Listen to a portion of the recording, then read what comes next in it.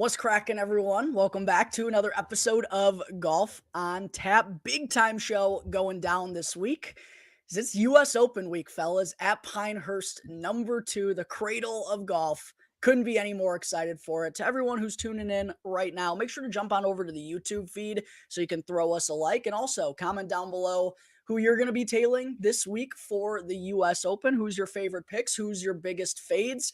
And also your reaction to Scottie Scheffler continuing to make history, continuing to be the boogeyman, his 5th win of the season, breaking the record he set last year in money earned already, $24 million, the most wins at this point in the season since 1980. It's been 44 years since we've seen a run like this.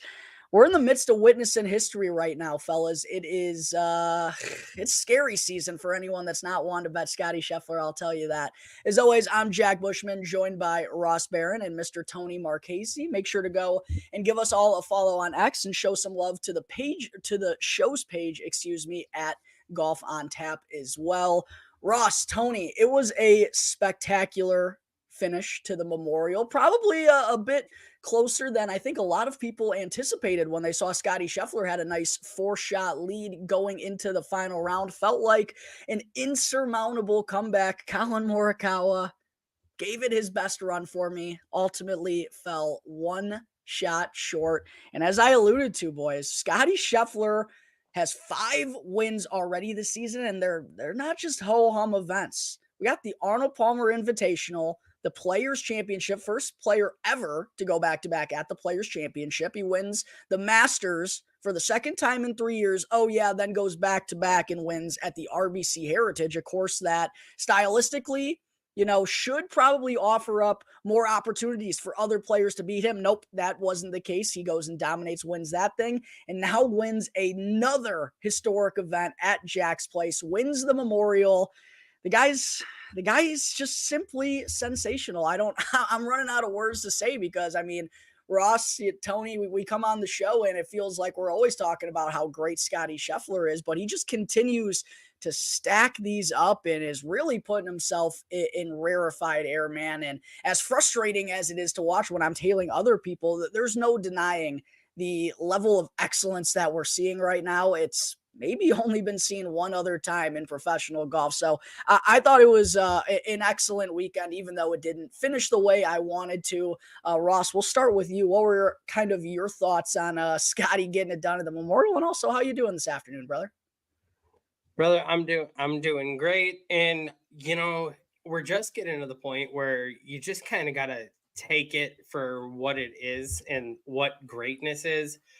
I read a post earlier and it said, now imagine you just look at a blank card and you see that a player has won API, they've won the players, they won the Masters, they won RBC, and they won the Memorial.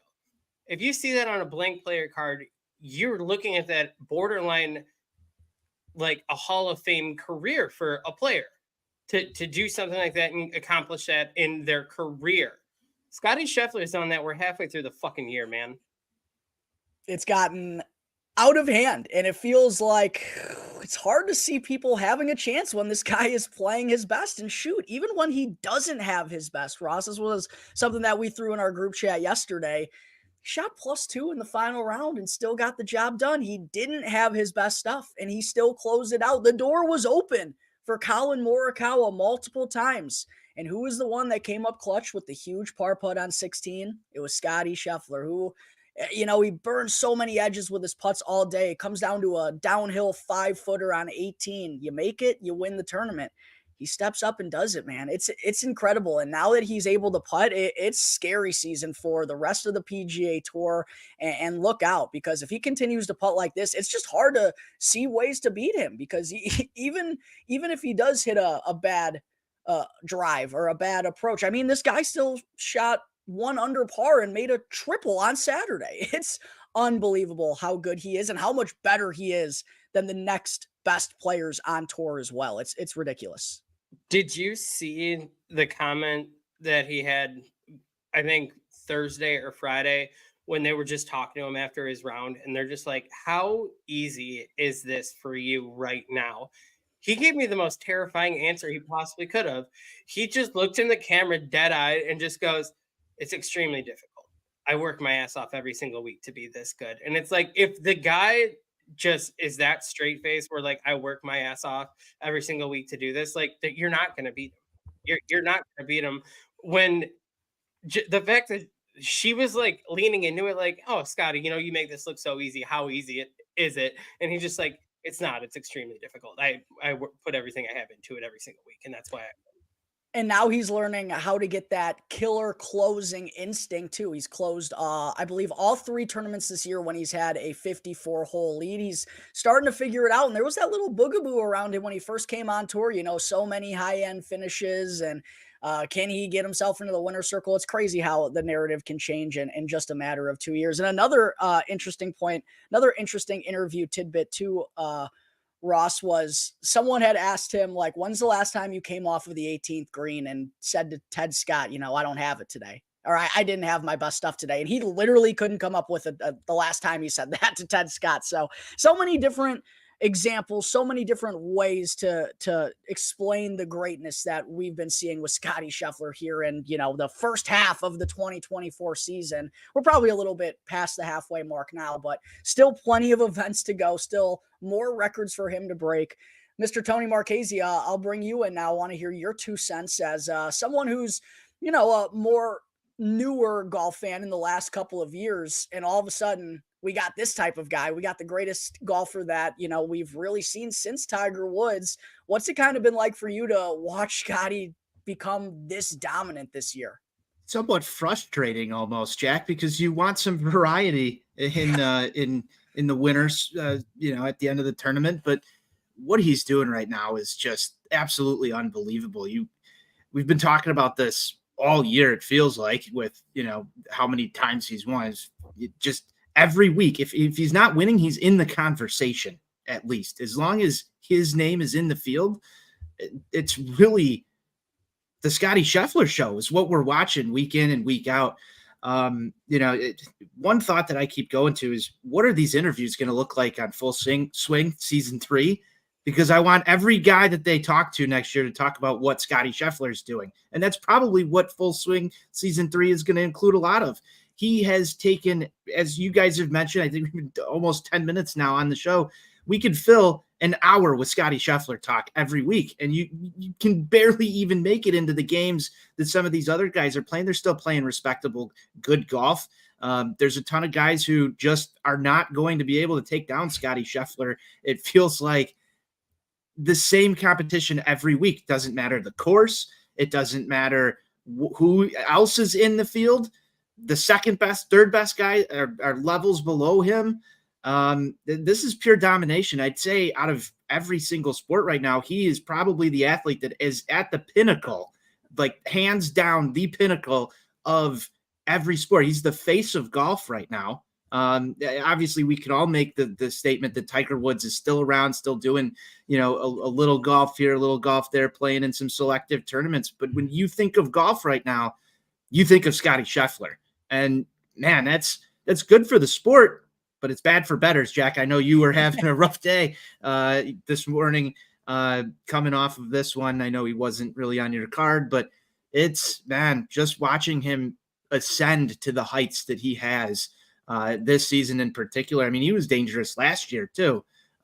This is a guy that just owns everything. Jack, I'm thinking back to the end of last season, like to where he is now.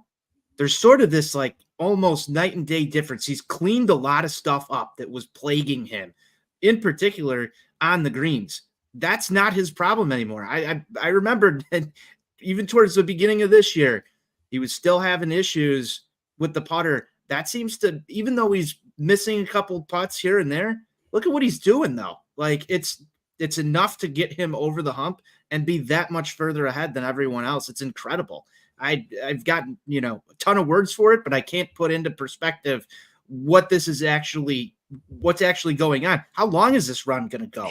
I didn't think anybody thought this was going to go on this long, but it's still going. We might be talking about this for 2 or 3 years. Man, geez, man, we need somebody to come up and challenge this guy. Yeah, that's what golf needs now is sort of the villain there. I know there's a lot of storylines that could take place with the live golf stuff, this as well, but somebody needs to be good enough to challenge this guy and make things interesting. You want the opening statement for Full Swing season 3? It's going to be a bunch of the guys that they sit down and going, well, Rory's a fucking dick, and gave him advice.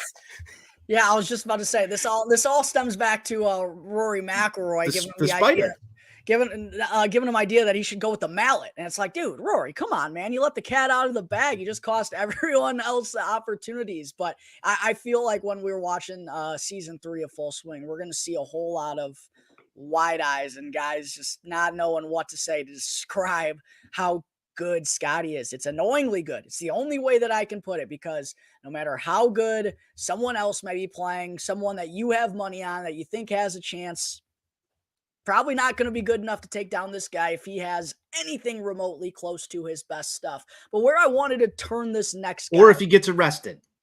Yes, true. I mean, there's always that. I'm just hoping there's going to be a new video coming out anytime soon, that'll take Scottie out of the U.S. Open this week and give the rest of us a chance. But I did want to talk a little bit about Collin Morikawa's final round, because, down 4 to start the day, along with Adam Hadwin. We'll get to him in a second as well, because he definitely deserves some recognition here on the show. Morikawa comes out, he makes that birdie at 2, but then makes a couple of sloppy bogeys, and it gets back to a 5-shot lead. And really, when that happened, I was like, fuck, there goes the rest of my Sunday hopes. But how he was able to will himself back and get it going, and he had some really tough around the green saves to make, and up until 16, he made the most of them. And I really thought his game was really, really sharp, and he's going to be the butt end of the joke, because there were some clutch putts that he missed, and the bogey on 16 was absolutely unacceptable, especially after seeing Scottie just leave it like so painfully short. For him to go and do that again, that's the one that really stings to me, and not getting that not getting that up and down on the last par 5 in order to tie Scottie at the lead. I'm torn, and I'm curious to hear your guys' feelings on this, because part of me feels like full on Dennis Green, like we let him off the hook because he wasn't making all the putts. And Scottie, listen, he's still remarkable, even if he doesn't have his A+ stuff, but he didn't have his A+ stuff in that final round. He left the door open. He had an opportunity really to close it on 17 and made that sloppy bogey to give Collin just a little hope on 18. So there's part of me that's like, there were doors opened there for Collin, and he didn't take them. And I feel like we let him off the hook a little bit, but then I revert back to thinking, well, Scottie lipped out about 4 or 5 putts, and this thing realistically could have been a runaway if he holed half of those. So maybe I should just be counting my lucky stars that it even got close.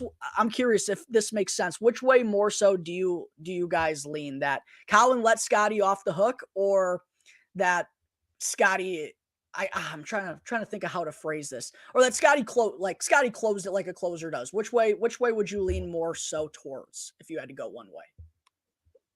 Personally, I'm going to go a little bit more with the Scottie closing, and it's going to go back to your point of there were several putts that Scottie normally drops, right? And that this is a runaway for him. If those go down, it's more the Scottie still bouncing back, playing his game and maintaining and holding. I mean, Scottie shot over par.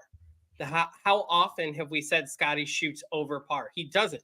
This is like the second time in almost a calendar year that he is posted around this way, right?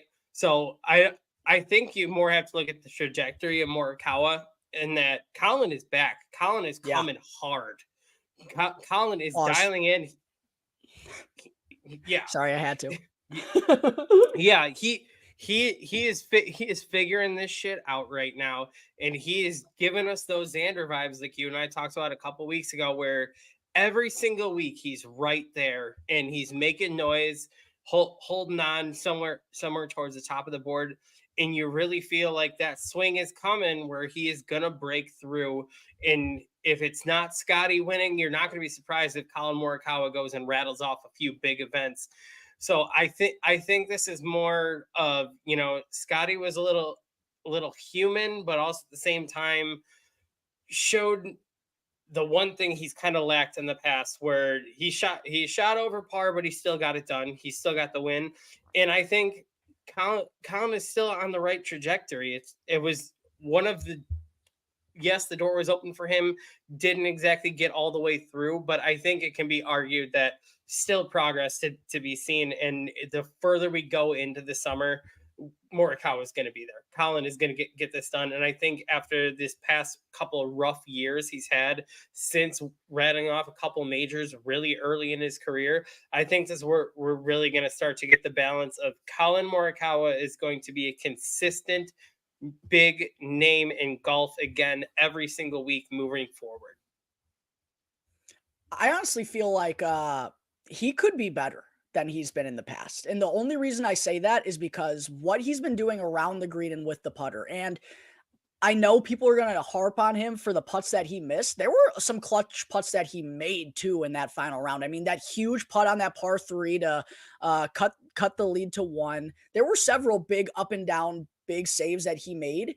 And it hasn't just been like a flash in the pan. This has been going on for Morikawa for like a month and a half now. He's back with his old coach, and he's made like super notable improvements in his short game, which was the area that always held him back. We know what he can do as a ball striker. The reason why I really, really liked him at a course like Murfield Village is because he hits it so accurately. He doesn't miss a lot of fairways.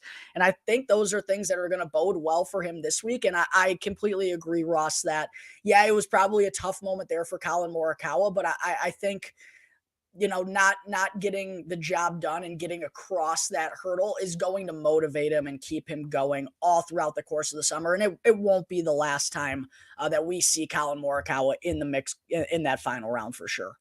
If it makes sense, Colin won his major so early in his career. I feel like Colin is finally hitting his ceiling now where before, he got some big wins, got majors early, but I think we're starting to see the development where Colin is finally pushing his ceiling we thought he could be pushing. I think that's a good point, honestly. I mean, he just was so good right out of college. Like we see some of these kids nowadays that, he didn't really get that much time. We just assumed he was going to be such a star right from the get-go. He didn't really get that developmental period, and it feels like the last couple of years have really served as that for him. So very interested to see what's going to be happening with Colin Morikawa for the rest of the summer. Tony, what were your kind of thoughts watching Colin down the stretch? I thought, it was bumming to see, especially someone who had money on him, not him get the win, but you can't take away from his performance whatsoever. He shot under par Saturday and Sunday at Murfield Village. I don't think another player did that in the entire field.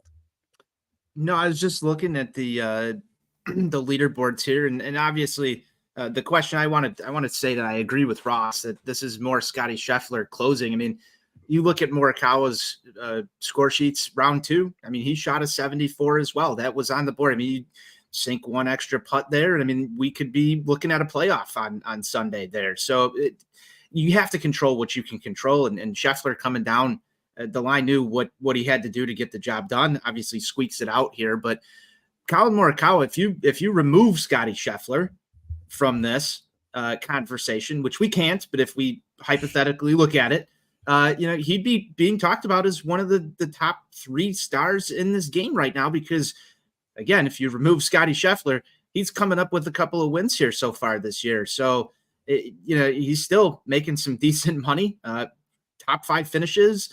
These are, leading to this conversation of can he take the next jump? Obviously, he's right there in the mix with everyone at the top of these leaderboards. So, yeah, I mean, it's just a tough break. If he shoots another 68 in here, he runs away with this thing. That's how I look at this. He had one bad day. Scottie had one bad day, and you look at the other composite scores. It's 4 days of golf, man. You have to put all 4 together. And, it's really hard to beat a guy that even when he doesn't have his best stuff is still consistently shooting under par in every single tournament. You have to look at his Friday round and say, if 1 or 2 holes just go a little bit different for Colin Morikawa, this is a different conversation that we're having right now. Oh, and I know the hole it was too, buddy. He made fucking double on 17 on Friday, and I was fuming because he was 4 under at that point in time, sitting pretty. And he was playing with Hideki, who I also had money on. They both made double at 17, so it was a double whammy for your boy. But yeah, I was thinking the same thing. Just, looking back at, there's always the sad moment after a betting loss where you go and click on the PGA Tour app and you're like, maybe the leaderboard will show me something different. And it's still Scottie at -8, Colin at -7, and thinking about all the putts.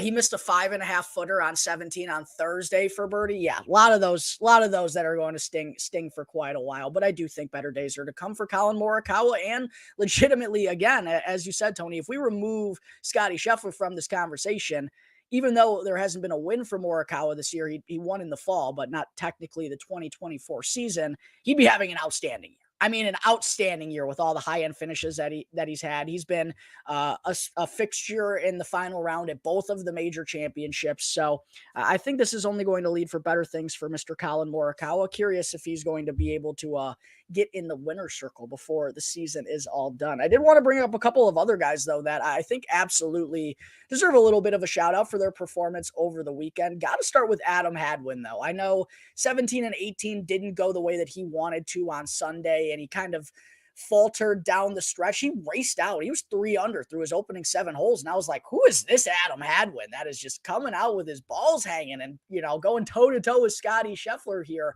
Wasn't able to make any birdies on the backside, but man, for a player of, and I don't mean this negatively, but Adam Hadwin is clearly not in the top tier of the PGA Tour and not on the level of Colin Morikawa and Scottie Scheffler. And when you go and look at this leaderboard and look at the final scores, I mean, you get Scottie at 8, Colin at 7, and then kind of everyone else after that. Like, those were really the only high scores. And Adam Hadwin was right there, -6, -7, even at -8 at one point in time in that final round. I know, again, it didn't finish, the way that he wanted to, Ross, but a big time moment there from Adam Hadwin and a big time opportunity for him to do it as well, because he's starting to creep right up there with Corey Connors for that second to last Olympic spot. I don't know if you saw anyone talking about that. I believe if he finished second, he would have jumped Corey Connors.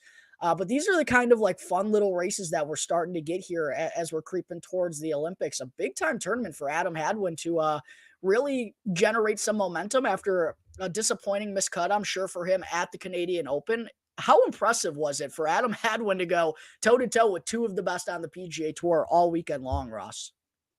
So I always have a soft spot for Adam Hadwin, just always as a player, as a person. He always, to me, is that guy that kind of comes up and makes noise out of nowhere. He's always middle of the pack.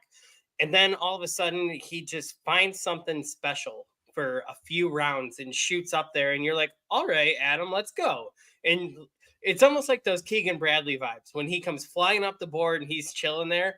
And you're just kind of, even when you don't have money on him, you're sitting there like, I could get behind an Adam Hadwin W this week.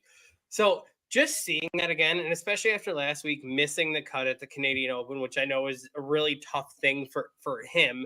He was very vocal about it online all week, that he was really frustrated, but he was going to just take the time with his family, enjoy a few days home, and then get to Memorial. So it was awesome to see him come out and just basically, like you said, just balls out, just playing good golf and contending with those guys. And I do think he has a lot to play for, especially with President's Cup coming up. We have the Olympics. He knows this is something that he's got the game if he can string together consistent finishes for. Ross, quick question. I should probably know this myself. Do you know exactly when the Olympics are for golf? Like what weekend the tournament is, by chance? I hate to put you on the spot. The only reason I was wondering... I'll grab it. Appreciate you. The only reason I was wondering is because Adam Hadwin, one-time PGA Tour winner. I feel like he's a much better player than having one win. And I had him last year at the Rocket Mortgage Classic. He ended up losing in that playoff to Ricky along with Colin Morikawa. But I don't know if that's before the Olympics or not, but man, I feel like that could be another good spot for Adam Hadwin. And I would really love to see him ride this momentum and break through. And there's a couple of Canadians that are just like right there in that conversation. It's been a big year for Canada golf. First weekend in August. Oh, so that will be, man, hopefully qualifying points will go through then, because the Rocket Mortgage is before that. It's the week before the John Deere, I want to say. So that'll be before then. So maybe Adam Hadwin can go break into the winner's circle before then. We'll have to keep an eye on him for that tournament in particular. Another guy I wanted to shout out though as well, Christian Bezadenhout. Not really. See Bez, baby. And I also saw there was that hilarious video on the broadcast of the leaderboard trying to spell Bezadenhout, and it was just I think it was Bazood. It was Did you see what they were trying to explain? They didn't have enough space for all the letters, so the guys were up there trying to figure out how can we spell it close enough so people know who it is, and then they kept like flashing back to it every like 20 minutes as he were getting ready for him to tee off, and it was like a whole different combination where the guys are just sitting there like, fuck it, this is close enough. they didn't get the C-Bez memo, I guess, because that would have summed things up pretty quickly. Most folks would have gotten the gist of who they were talking about. But how about C-Bez? He shoots 5 under 67 on Friday to put him in a good spot going into the weekend. And listen, there were a lot of guys that were in the mix going into the weekend that just blew up and didn't have it. I mean, Victor Hovland did not have his best stuff on the weekend. Shane Lowry, I think he shot an 85.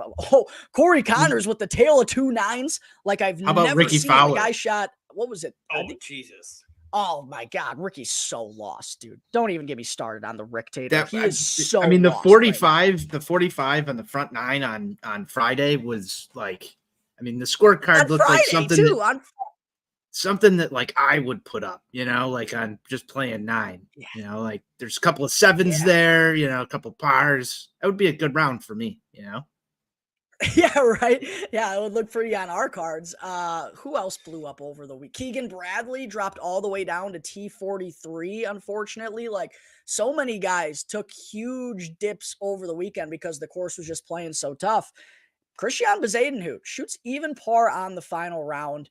Not someone that's really like broken through as a consistent force on the PGA Tour yet, but we've been getting flashes of C-Bez all throughout the year. And interestingly enough, where he got that first place payout check, shout out to Nick Dunlap for that bad boy, was at another Jack Nicklaus design at PGA West when they were at the American Express. So another good finish for Christian Bezadenhout on Jack Nicklaus courses, maybe something to take a mental note of moving forward. But as just a bigger synopsis of this, Ross, I think we're starting to see the potential that people have been gassing up C-Bez for these last couple of years. And he's been someone that I haven't really placed money on a lot this season, but he's been someone who's been creeping up onto my radar because his approach has been getting better. His putting is, some of the best on the PGA Tour, and he's been working on his distance like a lot of guys on tour have as well. He's really been trying to hit the ball longer. That's something that's held him back. But I feel like C-Bez is starting to get into that culmination of guys, Ross, who we're expecting not big things from, but you wouldn't be surprised to see maybe not a win at the US Open, but sometime later on in the year, maybe in the fall. Feels like Christian Bezadenhout is trending towards that inaugural PGA Tour win, right? Oh, he definitely fits the mold with a lot of the players, especially the players that like him that have come over from the European Tour. Yeah, that they've had success on the European Tour. They're getting their cards. They're finally, committing to full schedules over here and getting in the spotlight. And you can see the transition. I mean, we've already had some big wins from former players on that tour, like Matthew Pavone beginning of the year. We just had Bobby Mack last week. So the game translates over here, and I think it's just that group. You're gonna see where that the competition over on the DP Tour is actually a highly skilled tour. It's the fact that they play all over the world, and we're going to focus on the American Tour now coming over. But the game holds up, and I think this is just going to be a more consistent thing, just like the Corn Ferry Tour itself, where we have players come off the Corn Ferry Tour right away, and they make noise when they get into the PGA events. So I think overall culmination, it's really good for the game of golf. that these guys are continuing to cycle through and develop and find their games. But I think Seabass is one of the best examples that he's starting to consistently find his game and just play his way up towards the top of the board. But doesn't surprise me from the group of people that he's been associated with and where he came from.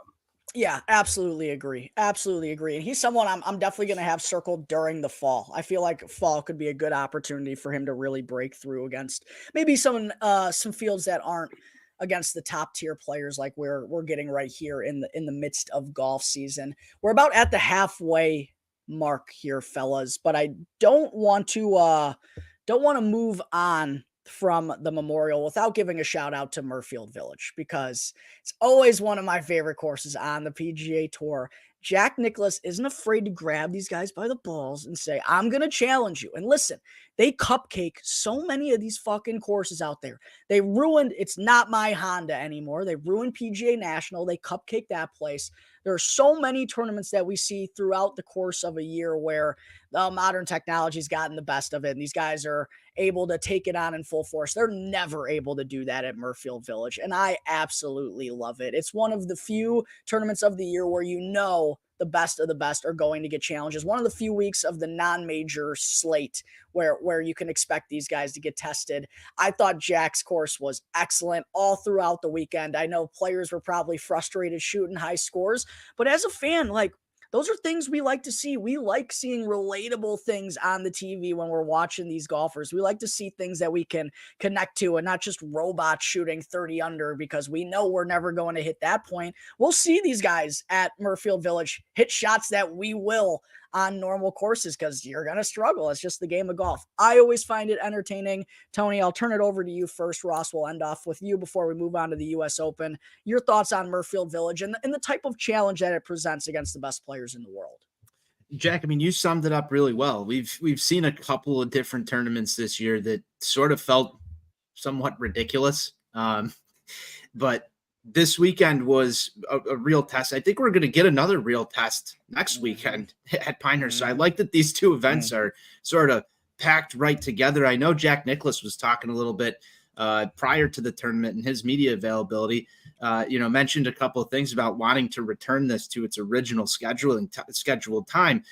I don't know if I agree with Jack in that perspective because I like this jam-packed sort of two really prestigious events. Obviously, one carries a little more, but I feel like this was a nice little teaser before we head into the U.S. Open. That's what I really liked about it. I know that creates some scheduling issues with some guys who want to do some different things and, prepare for this tournament. But what a way to prepare for the U.S. Open than taking on a challenging course like Murfield Village. That I think is, I don't like the small little tournament right before a big make it 3 weekends in a row of really good golf with great fields.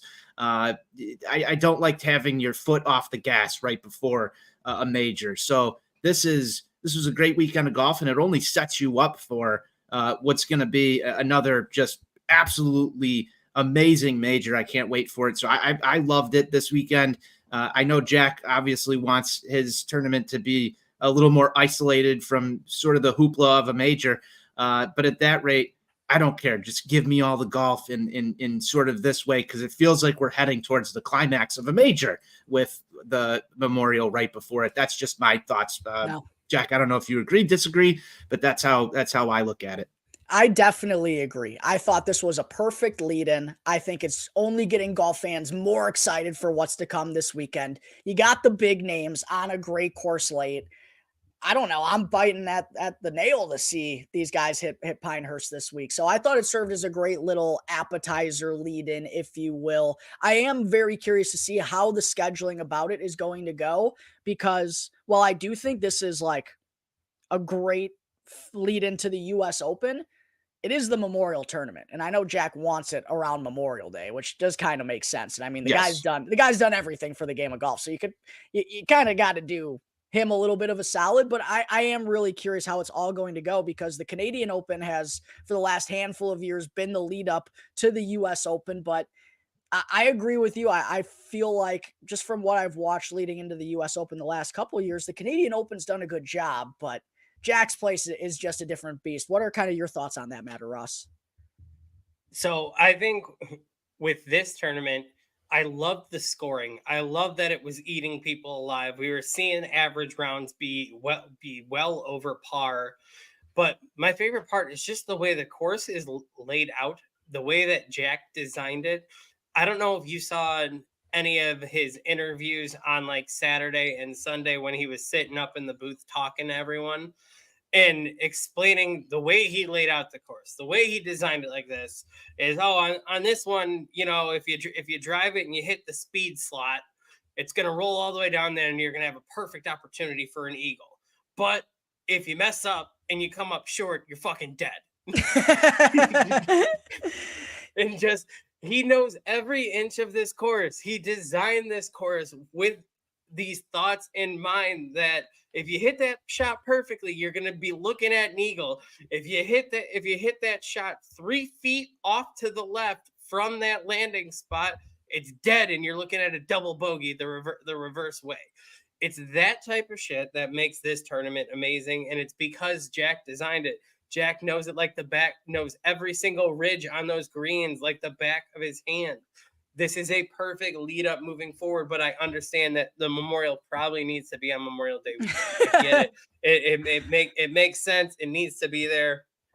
But if we could find a way to maybe keep another signature event somewhere in this slot in between and not have, a rollover tournament moving forward into the US Open would be great. I wouldn't hate, last thing I'll say about this topic, because we do got to get into the US Open. It's the creme de la creme of the episode.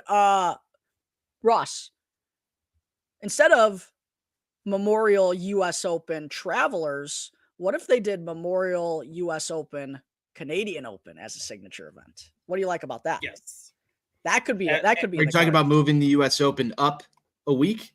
Maybe. Yeah. It would obviously have to accommodate for the rest of the schedule as well. But I'm really curious to see how Jack's going to feel about the buzz that was around the tournament the week before the US Open. Like, what's he going to weigh more? I'm really curious about that. But just something I wanted to throw out there, because Ross and I last week talked about the Canadian Open possibly being a signature event in the future, just because I think it would be cool to move some of these signature events around and bring them to different areas, bring the best tour players to different areas. I think it only makes sense for marketing. I think it only makes sense to reward some of these other events, like a Canadian Open that's been around and been a part of the PGA Tour for so long. I think for many different business reasons, it only makes sense to kind of move some of these signature events around. And I don't want to lose the luster of the Canadian Open because it's been a great event.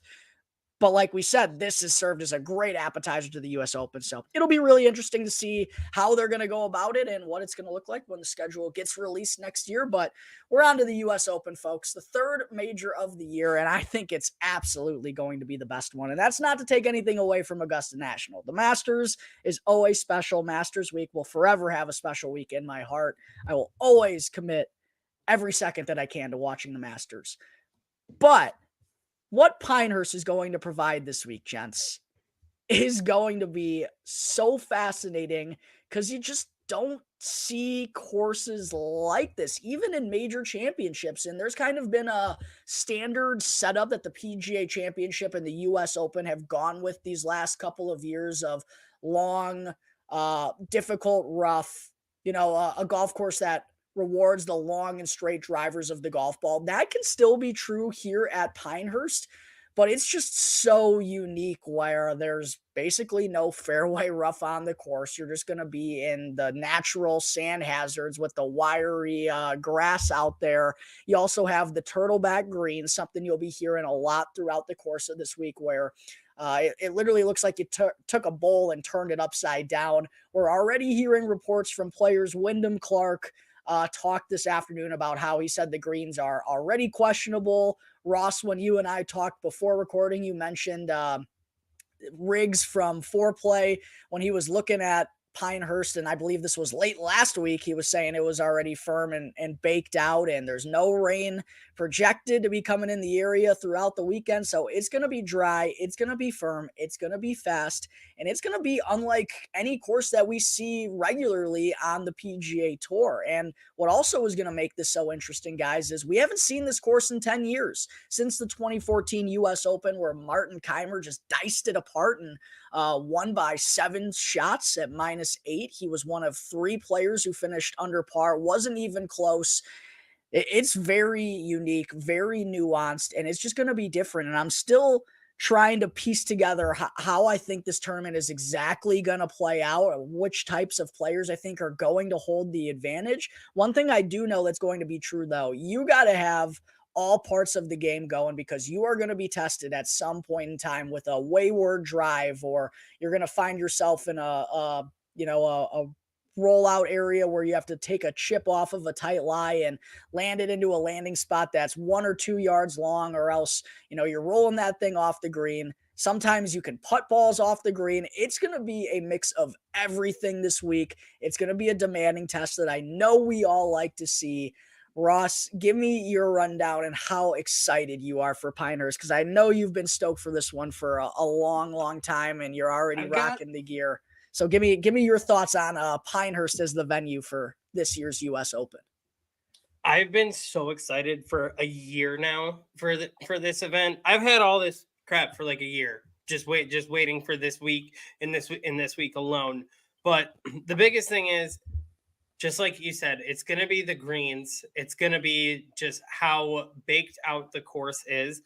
We might get some good old-fashioned Texas wedges from some of the best players in the world, because we're afraid to chip, because it's so icy. Instead of hitting that 1 to 2 yard landing spot, I'm just going to try and put it up there and roll it up there and land it on that spot and roll it on that spot instead.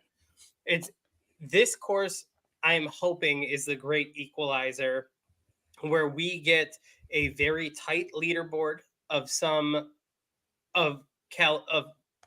players of all different caliber. I do think that is what we are setting up for. What we kind of talked about prior to this is, I don't think this course is going to set up this week for how well you've played lately. I think this course is going to strictly be how good of a player are you in general, is what we're going to see here. It doesn't matter if you made the cut last week, you finished in the top 5 last week. What is your overall skill level as a golfer? I think that is what this course is going to bring. I do think we are going to see the average score be over par. I do. I think we're looking, if the winning score is going to be under par, I think probably somewhere between 3 and 5 under is going to be the winner. I think we're going to see the way the USGA plays. I think it's going to be very similar to what they had at Lancaster for the women, where most of the women average score was 1 to 2 over par for the field. You had a couple people in red numbers. Those were the leaders in the final pair. I think that's what we're going to get this week. I think that's what the USGA wants us to have this week. Is they want us to make golf great again, make it truly difficult again. None of this Valhalla 20 under bullshit. I think we are going to get the true handful of guys under par on the back 9 on Sunday is what we're going to see, and the rest of the field average you're going to see over par. And everything you just said, Ross, is exactly why Scottie Scheffler is probably going to win this tournament. Yeah. The scary part is I think it's an excellent Scottie Scheffler course. Obviously, Scottie has never played it in a professional tournament, but based on the research that I've been taking in and just kind of how I feel the course is going to play, you're going to have to be able to scramble, and you're going to have to be a creative player at times. You're just not going to hit every green here. You're just not going to hit every fairway. There are going to be spots where you're going to have to make a golf shot. You're going to have to be creative and go out there and do it. And that's what Scottie can do. I mean, for as good as he is off of the tee, I mean, he hits a remarkable amount of fairways, how good he is with his irons. He's the best chipper in the world too. That's what makes him so lethal. And he's very creative. He's also very strategic. And I think this is a course where you absolutely have to be strategic out there. No one's smarter No one's more strategic and no one's better than Scottie Scheffler. And two potential courses that I've heard for crossovers in terms of you need to see the creativity. And I do think they allow for other skill sets to compete. Augusta National, Sawgrass, Scottie Scheffler's won at both. So lots of reasons to like Scottie Scheffler this week. I don't think we have to waste too much air on Scottie Scheffler here, fellas, but there is a very compelling top of the betting board right behind him, or the more notable players here in the field. We got a bunch of them to run through here real quick. We got Rory McIlroy, Xander Schauffele, you got Ludwig, John Rahm, amidst all of his injury concerns, withdrew from Live Houston due to, I think it was a report of a blister on his foot, but it's been bad enough that he wasn't on site here today. Isn't expected to be at Pinehurst tomorrow either, which I don't think is a good sign. You got Colin Morikawa. Ross, outside of Scottie Scheffler, who is the number two that you're looking at? Who is the best player in the field, or the player that you think is most likely to play well out of that big group other than Scottie Scheffler? Bryson DeChambeau. I think the track record between the last two majors, it comes in, he's got these circled, and just like Scottie, he's got the fine tools. His chipping everything around the green where this is going to be important. Bryson's the one the last two majors we've watched just holing out for chipping left and right. Oh, needs to sink that, or needs to knock it close just to hopefully putt and get a bogey. And no, Bryson just sank it for a par. Oh, Bryson just hold out for birdie. The way he's been playing, it's undeniable how much the PGA Tour and professional golf misses Bryson being on TV every single week. But I think it's not just that. I think it's the way he's playing is just lining up. You have to take him seriously. And I honestly think he is the second best player in this field. I'm not impressed with Rory's game lately. Rory's kind of all over the place. I think to be fair, you got to put Colin probably third, and that's not a knock on Xander. It's just, I think if we're going overall consistency, Colin has been the guy most consistent recently, aside from Xander actually pulling it out at Valhalla. But I think you have to go Bryson's number two, and I think Colin's number three. Mr. Marchese, also known as a big-time Rory McIlroy stan. How are you feeling about your boy coming into this week? And out of that upper echelon group of players outside of Scottie Scheffler, who's the one that you're looking at the most this week in terms of you think this guy can go and win the U.S. Open if it's not Scottie? Yeah, I'll address the first question. How am I feeling about my boy? It's not great out there, but as Ross said in a lead up to this, before he was given his picks, this is not a course designed for how you've been playing lately. So if we wipe that slate clean, Ross, Rory has the tools to get the job done here. That said, even though it's not for, if we want to wipe that slate clean still, I don't know if his game is at the peak of where it needs to be right now. He sort of fell off real fast after that win at Wells Fargo. So I actually don't have him on my card, surprisingly, this week. I'm looking at Bryson DeChambeau as well. He's shown up now in both majors. He's another guy that, like Scheffler, is sort of creative in his approach to the game. He's fallen just short. Actually, looking at Ludwig, guys, he was sort of tailing around Scheffler at the Masters. Is this the time he gets it done? Because I think he's also another guy that has the raw skills that can kind of come out of the woodwork here and be in play on Sunday. Outside of that, if we want to go way off the board here, a name that probably hasn't come up a lot lately is Matt Fitzpatrick. That's another name that I'm looking at right here, right now. He did finish top 5 last week. He hasn't gotten the job done yet. If you're looking at a guy that's sort of just been creeping up leaderboards lately, I like Matt Fitzpatrick, and I think that there's some value there as well. Jack, I'll toss it to you. Yeah, love it. I love it. Any tournament where the winning score is going to be in single digits, you look at Matt Fitzpatrick because the guy just scrambles his nuts off. He doesn't make a bunch of birdies, The guy loves pars. He makes a ton of them, and he had a really good weekend at the Memorial. Shot 3 under on Sunday, which is just remarkable considering the scores that were out there, and has been trending in the right direction. He has that short game that I can trust around these greens, and he's also, as what led to him winning the U.S. Open 2 years ago, he's gotten longer with the driver and is known as someone who hits it very accurately. So I do like the Matt Fitzpatrick shout out. I think he's someone who's going to be on my card this week for sure. And the harder it plays, the more I like him. So I think that's a really good shout out. To get back to Ludwig, though, a very fascinating case, man. I will tell you what, because we've heard the rumblings of a potential meniscus tear this week, even though he told, I think it might have been Roger Maltby or one of the sideline reporters there, or their on-course reporters, that he partially tore his meniscus. And then when the media asked him about it after, he didn't comment on it. So it's weird. It's just typical annoying golf stuff. But his short game was so good at Muirfield Village. And that's kind of been the one thing that I don't want to say has held him back, because nothing's really held Ludwig back. He stepped onto the tour and he's just been a force and been in contention every week. But that was kind of the area where it was like, okay, going into a major championship, is he going to have the short game? Is he going to have the creativity? Is he going to have that side to hang around with the big dogs? And, he didn't maybe finish the tournament as well as he started it when he was in contention there over the first 36 holes. Still wound up finishing at maybe even in the top 10 ultimately. And that, again, his floor is so high. His bad golf is like a T22, man.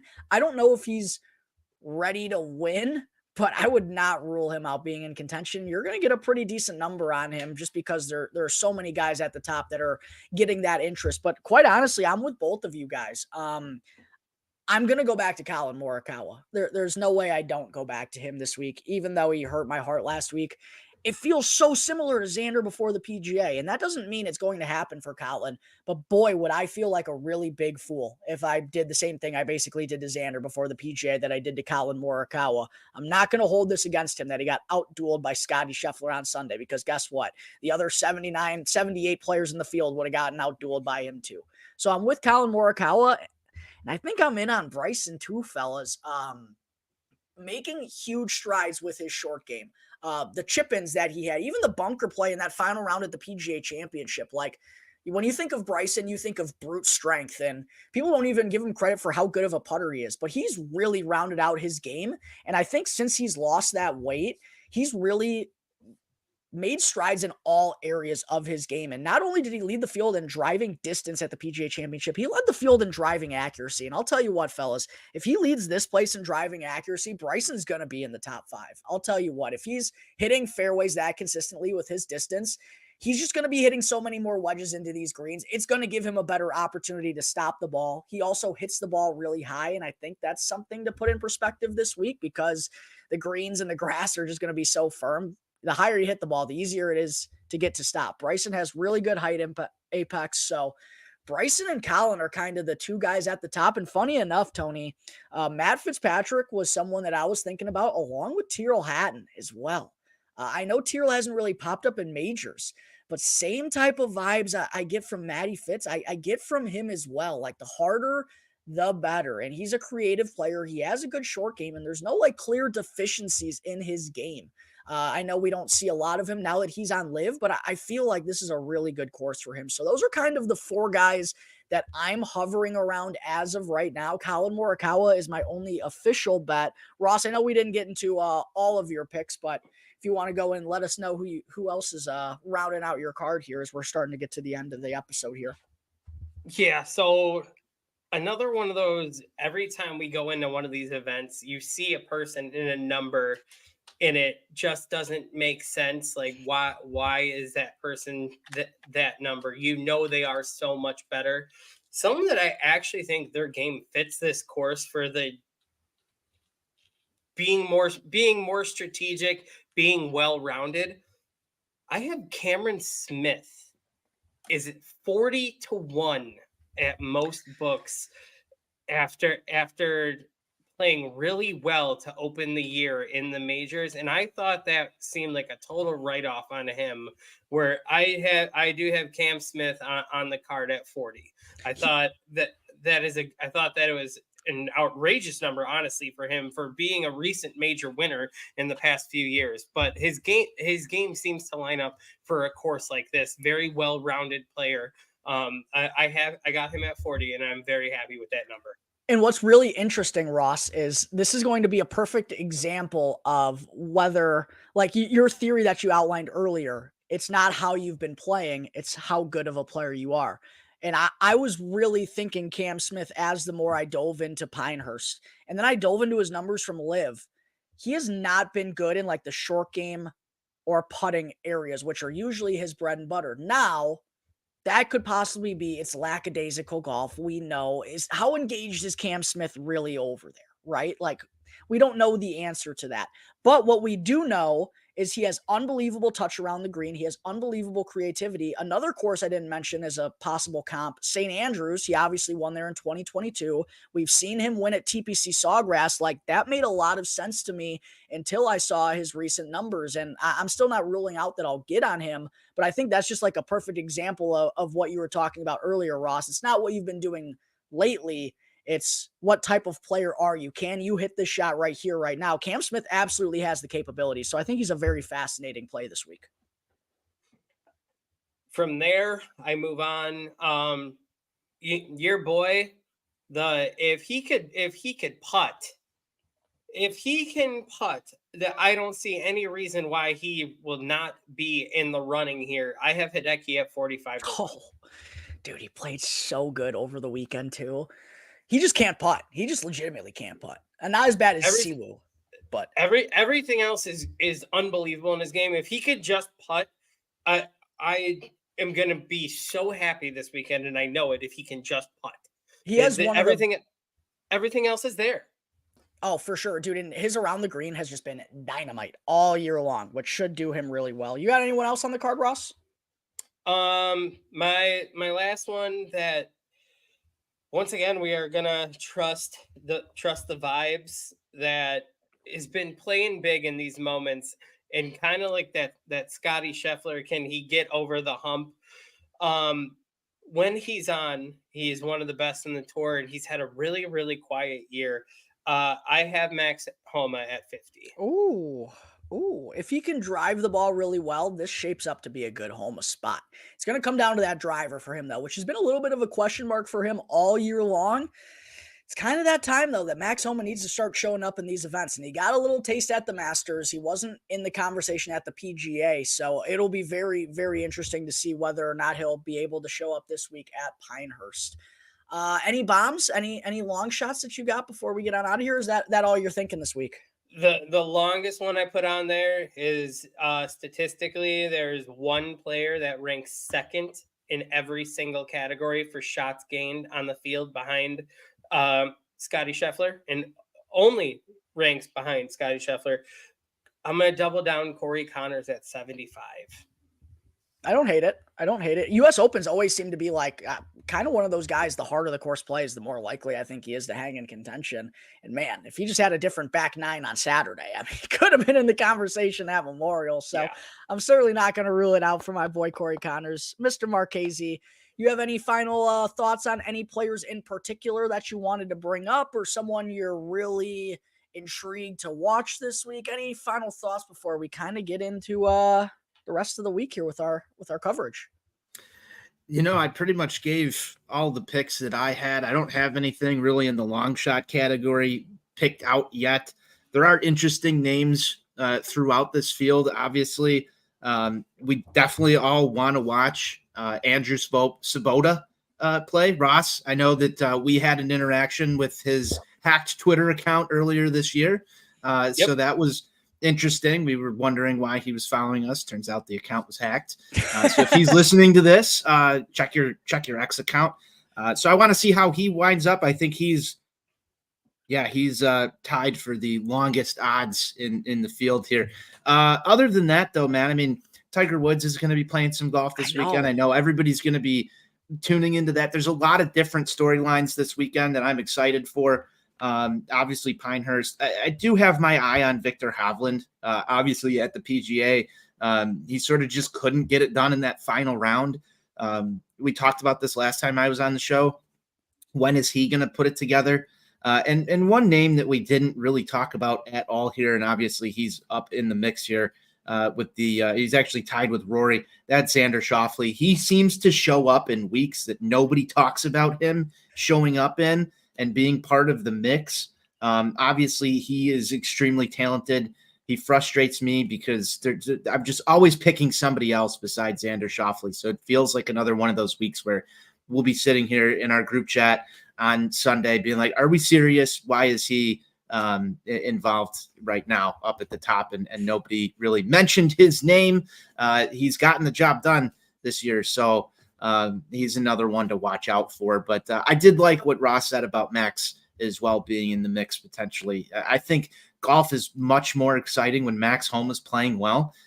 So that's another name that Ross, I'll double down with you on. It's an interesting one to watch. I don't think he gets the job done, but now I'm just really excited for this one. I'm really, if I had to pick one guy to win it right now that I want to see win it, it's probably Bryson DeChambeau, just because he has been by far the most entertaining golfer, I think. Not best golfer, but most entertaining golfer to watch on the course this year. I want to see him get it done because I think the celebration would just be that fantastic on the 18th green on Sunday. So looking for a Bryson win at least once in these majors. So it's got to come soon. It's got to be here right now. So that's what I like. Thank you guys for letting me hop on here and talk some golf with you guys. Oh, absolutely. You brought up some fabulous points, Mr. Marchese. By the way, Xander Schauffele absolutely deserving of probably more airtime than we gave him here on the show. I would assume it's probably because he's 10-1, and it's just tough to bet Xander at that number. But what I will say, and I actually mentioned this before we recorded, Xander finished T8 at Murfield Village, and he lost strokes with his approach. It's his best finish he's ever had at Murfield Village. I would not count Xander out this week. His well-rounded game should work marvelously on this track. As far as Victor Hovland, Tony, I said that Valhalla was going to be a get-right spot for him, a little bounce-back spot. It wound up being more than that. I'm not going to say Victor is full-blown like Colin Morikawa back, though, yet. I tend to agree with you there. I think it's going to be a little bit longer for him to get right, and I do worry about his creativity around this place, and he can chip out a thick rough. I don't know if he can chip out of tight lies. He quite honestly might be a Texas wedge guy this week. But I do think we're starting to see signs of Victor getting back to that level where we expected him to be at right at the start of the season. So will be interesting to see if he can get his name in the conversation this week. Same with Max Homa, same for a lot of different players. As you alluded to, Tony, there are tons of different storylines all throughout the course of this week. So many different talking points, so many different conversations.